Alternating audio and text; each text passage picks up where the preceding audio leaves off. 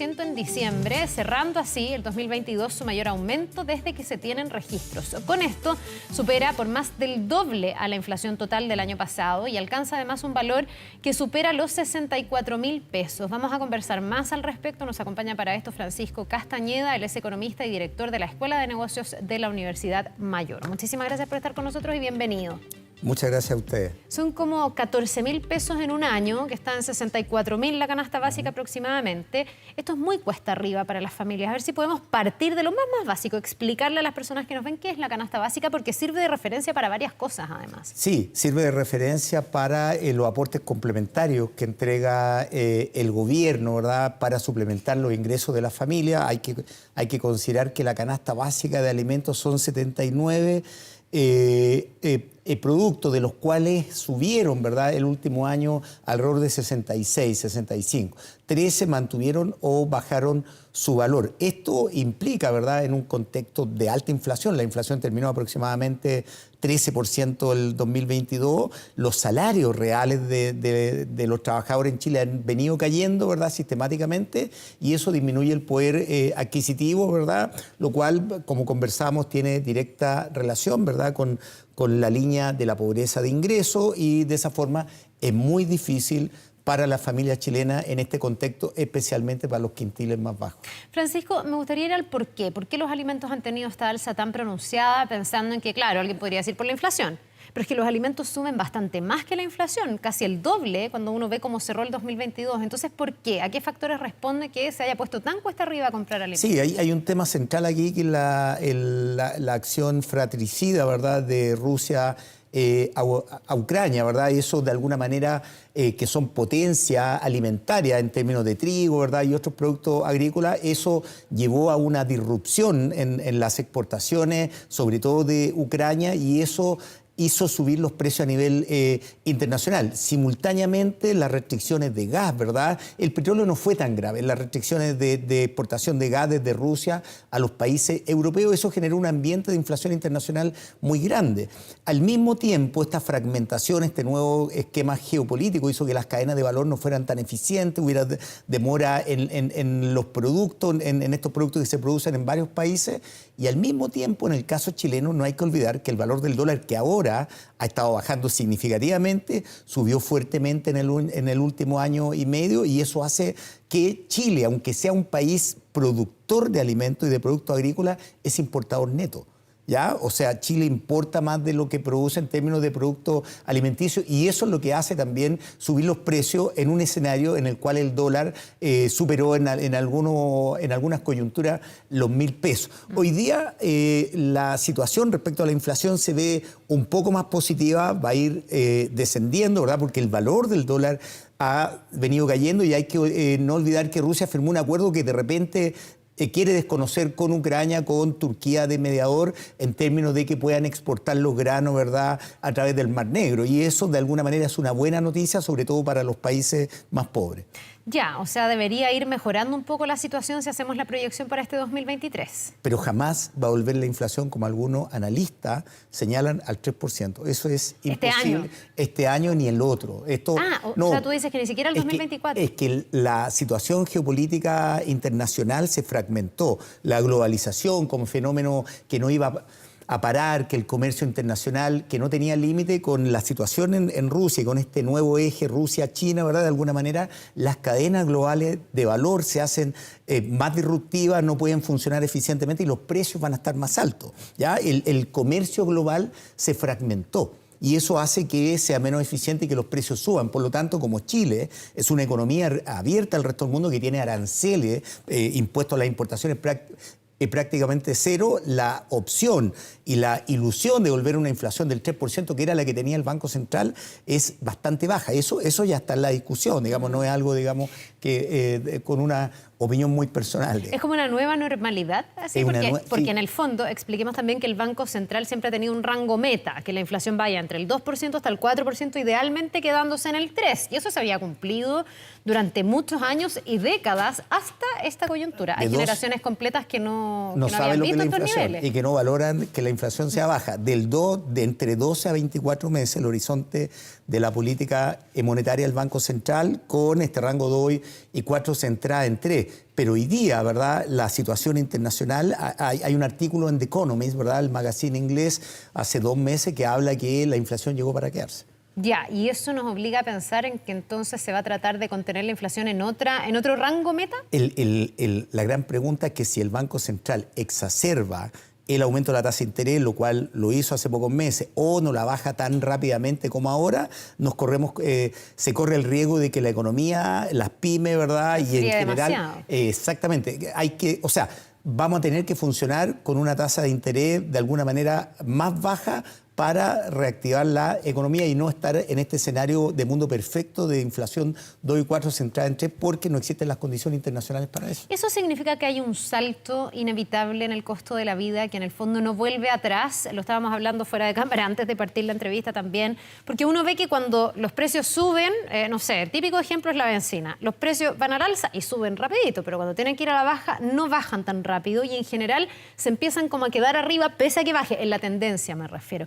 ¿Con los alimentos pasa un poco lo mismo? Sí, ¿Es difícil que volvamos a precios como los, no sé, del año anterior a esta inflación? El argumento de los productores, uno, el tipo de cambio, si lo importaron a $1 más caro, entonces tienen que liquidarlo, y 2, el argumento de los inventarios, que ellos acumularon inventario, que fue más caro de alguna manera producir o importar o procesar, y eso de alguna manera ellos tienen un rezago para realizar una baja en los precios. Lo mismo sucede con los créditos bancarios. Las tasas de interés suben inmediatamente cuando el Banco Central sube las tasas de interés, sobre todo para las empresas más pequeñas suben más porque no tienen colaterales, garantías reales, etcétera, una posición de mercado más fuerte. Sin embargo, para las empresas grandes sube menos porque tienen mayor poder de negociación porque son más fuertes. Sin embargo, cuando se produce una baja en las tasas de interés, la situación es bastante asimétrica y se demora mucho más. Ahora, Francisco, siempre hay una cuota de desconfianza, decir que, bueno, que puede haber cierto manejo, campaña del terror, y algunos apuntan también a la especulación. ¿Puede haber algo de especulación dentro de esta alza de los precios? Por ejemplo, de la canasta básica. Yo creo que hay sectores que los entes reguladores tienen que mirar con bastante atención. En la industria, el mercado del trigo, el mercado de algunos productos específicos, hay que ver que pueden ejercer algún poder monopólico en algunas partes de la cadena, ¿verdad? Y eso es un trabajo que tienen que hacer las autoridades reguladoras, ¿verdad?, respecto a eso. Ahora, el contexto de alta inflación es inevitable. Este problema lo tienen países como Alemania, España, el que menos tiene de la Unión Europea en Latinoamérica, excepto Bolivia, ¿verdad? Todos los países presentan alta inflación, aparte de Argentina, por supuesto. Así que, por lo tanto, es un fenómeno global que llegó para quedarse. La inflación va a ir bajando, pero, como tú decías al principio, esto generó en Latinoamérica un aumento de la desigualdad muy grande y un aumento de la pobreza. Y eso es lo que estamos viendo también en Chile hoy día. O sea, las cifras de desigualdad en el futuro van a ser más negativas, ¿verdad?, de lo que ya son. Y al mismo tiempo también este aumento de la pobreza en el último año y medio ha sido como 10%, ya de los altos precios. La línea de la pobreza de ingreso ha ido de alguna manera subiendo fuertemente producto de la mayor inflación, así que por lo tanto el escenario en Chile para los segmentos de más bajo ingreso es bastante negativo, y de ahí que justamente yo recuerdo, digamos, en el fondo planteaba esta ayuda universales, hoy día con los recursos más escasos, luego las transferencias fiscales de $30.000 millones en el último año y medio, antes del 2022, las transferencias fiscales están provocando parte de esta inflación, así que por lo tanto la ayuda, en mi opinión, tienen que ser focalizadas en los segmentos de más bajo ingreso, porque de lo contrario el fisco se vuelve más deficitario, y eso genera un aumento en las tasas de interés, que es lo contrario que requiere la economía hoy día. Tú hablabas de la línea de la pobreza. Yo entiendo que la línea de la pobreza se fija precisamente tomando como referencia esta canasta básica de alimentos y se hace ahí una consideración de cuántas calorías debe comer una persona al día, etcétera. Hoy día está en 218.000 pesos. Ya, de partida yo lo de la línea lo encuentro medio discutible, porque si yo gano 217.000 voy a estar abajo, y si gano 220 voy a estar arriba, siendo que estoy más o menos en el mismo nivel, digamos. Pero abajo o arriba pareciera ser baja o como media laxa la línea de la pobreza, porque hoy día alguien que gana, no sé, 300.000 pesos líquidos en Chile, ¿cómo vive? Si es un país que está cada día más caro, si estamos hablando, no sé, 300.000 pesos, pensemos en 10.000, en 30 días, pensemos que son 10.000 pesos diarios. ¿Quién come sus 3 comidas con 3.000 pesos diarios? Se mueve, se compra el medicamento si se enferma. gasta en su ropa, en sus zapatos. ¿No es demasiado como complaciente esa línea? Sí, No sé ahí de quién depende eso. Hay dos consideraciones. Uno, ha ido incorporándose fuertemente la mujer en el mercado laboral, las familias monoparentales, ¿verdad? Es más difícil, de alguna manera, en términos de financiar estos recursos para la familia. Cuando trabaja hombre y mujer, ¿verdad? Pueden duplicar los ingresos, hace menos factible que queden bajo la línea de la pobreza. Va a depender del número de hijos. Y dos, hay tres consideraciones. La segunda, fomentar el empleo en la economía. Esa es la orden del día hoy día. El gobierno cambió de alguna manera su foco en términos de la distribución de ingresos, que es importante, o redistribución, moverse también al tema de fomentar el empleo con señales claras, y al mismo tiempo la focalización de los subsidios monetarios que en el pasado fueron bastante universales, 90% de la transferencia fiscales al 90% de la población, y hoy día se están focalizando en el quintil más pobre, ¿verdad? Con este bolsillo electrónico familiar de los 13.500 por carga mensual todo el 2023.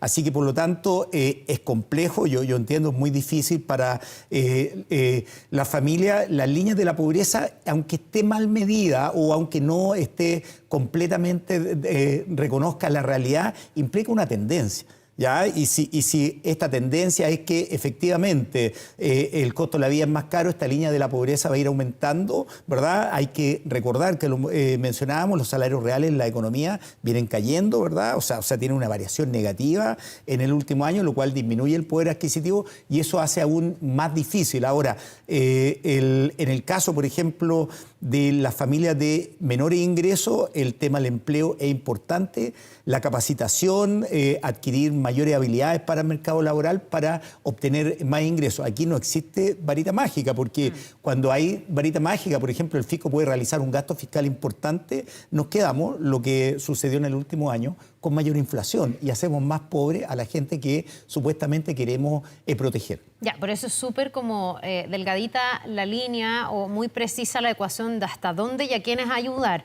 Las ayudas económicas que está poniendo sobre la mesa el gobierno, que el bolsillo electrónico familiar tiene directa relación justamente con los alimentos, que es este aporte de 13.500 pesos por carga familiar de manera permanente hasta fin de año, van en la dirección correcta. Ahí saltan muchos, por ejemplo, desde otros sectores como la clase media, que dice, pero es que a nosotros, ¿por qué no nos ayudan? Durante la pandemia se presionó mucho para que las ayudas no fueran focalizadas y fueran universales, y precisamente se entregaron muchas ayudas universales.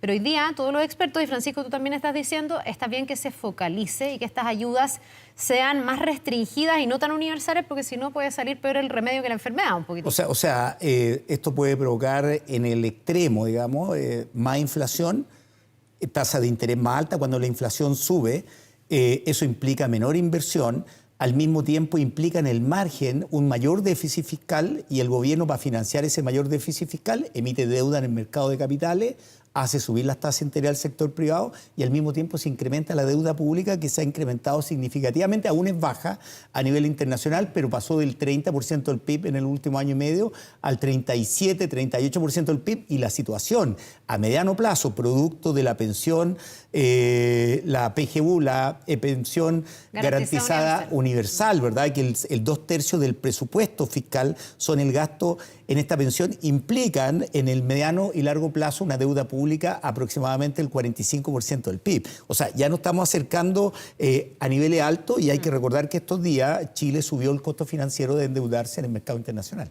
Ya, o sea, está bien entonces la política que está aplicando el gobierno para las ayudas, que sean restrictivas y focalizadas. Exactamente, tiene que ser focalizada. El gobierno tiene que ver si tiene mayor recaudación, si el precio del cobre se mantiene en los niveles que está, podría hacer un esfuerzo adicional. Yo creo que esto no está escrito en piedra, pero en el fondo tiene que ir paso a paso, porque de lo contrario, por ejemplo, el autopréstamo y todo esto que está hoy día, nosotros podemos terminar, y eso yo creo que lo entendió muy bien el presidente Boric, ¿verdad? Podemos terminar con mayor inflación y haciendo más pobre a la gente que ya es pobre. Eso iba a preguntar, justamente porque hoy día leía algunos expertos que decían, sí, vamos a estar mejor, pero atención con las amenazas, y ponían esta idea del autopréstamo como la principal amenaza. El 20% más pobre no tiene recursos en sus fondos de pensiones. No hay autopréstamo este autopréstamo posible. Entendiendo que en realidad, y lo ha dicho el propio ministro Marcel, no tiene mucha vía para que la plata se retorne, y por lo tanto se sería una especie de retiro encubierto. En la reforma que lleva a cabo el gobierno con la ministra Jara y el ministro Marcel, hay un concepto de autopréstamo, pero mucho más limitado. Es súper agotado. Exactamente. Casos súper excepcionales. Exactamente. Pero lo que están planteando algunos parlamentarios es un autopréstamo que es bastante más laxo. Hay como 3 proyectos en el fondo que hasta ahora no han prosperado y no creo que prosperen. Afortunadamente la inflación ha venido cayendo, ¿verdad? Las perspectivas son que va a venir más rápido. Hay economistas destacados de la plaza que señalan que el Banco Central debería ya empezar a reducir las tasas de interés para reactivar la economía, y así esta situación de tasa de desempleo que se ve bastante negativa para los próximos meses, ¿verdad? Sobre todo cuando llegue el invierno, hoy día está en 7,9%, hay un tema con la fuerza laboral ahí, pero podría llegar al 9% y eso va a ser más difícil la vida para el 20 o el 30% más pobre de los chilenos. Ahora, tú ya nos has dicho que ves con un poco más de pesimismo el tema de la inflación, que no se podría retornar a un 3% este año, ni tampoco el próximo, No. que aquí habría una nueva vara, pero entiendo que al menos la tendencia... a la baja. Claro, debería ser a la baja y por lo menos los precios ir conteniéndose un poco. ¿Eso también corre para los alimentos, pensando en que los alimentos han duplicado la inflación de los productos en general? ¿O en los alimentos pega más fuerte y en los alimentos va a costar más que vayan bajando los precios? En los alimentos pega fuerte, uno, por esta guerra en Ucrania, ¿verdad? Mientras dure esa guerra, todavía es difícil que bajen ostensiblemente. No, y hay muchos alimentos que requieren, que todos requieren energía. La energía subió su precio a nivel internacional, ¿verdad? Y hay un segundo punto que en el fondo tiene que ver con que Chile, pese a que produce, ¿verdad? Es una potencia agroalimentaria, no como Brasil, pero una potencia en el hemisferio sur. Chile consume más de lo que produce, lo importa, ¿verdad? El dólar estaba caro y eso de alguna manera significaba mayores precios también.